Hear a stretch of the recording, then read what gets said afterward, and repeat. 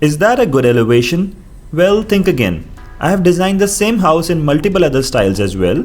In this video, I will teach you how you can create multiple designs from the same basic geometry. And it's so simple and easy. Just go to the website Rendair, link is given below. Now sign in with your Google account. And this page will open. Just click over here and upload the base image. I will use this one. This can be a final 3D render, screenshot of a SketchUp model, or even a real house. The important thing is the geometry should be clear and easy for AI to understand. Now after multiple attempts, I have created this prompt that you guys can use as well. Just copy it from here, paste it, and click on generate. Now this is what it has created. Looks nice.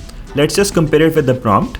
It has given it a modern contemporary look. It has changed the materials, added shades, changed window sizes and all.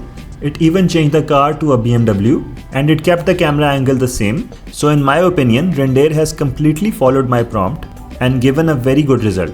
Now to generate more options, we just have to go to the prompt and change this word modern contemporary to something else.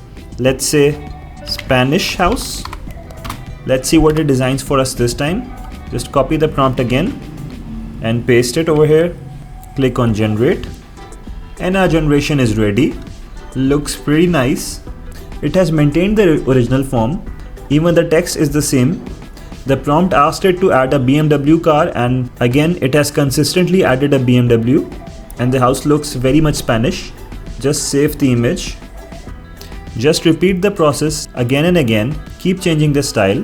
This time let's go with neoclassical. And these are the renders that I have created with this method.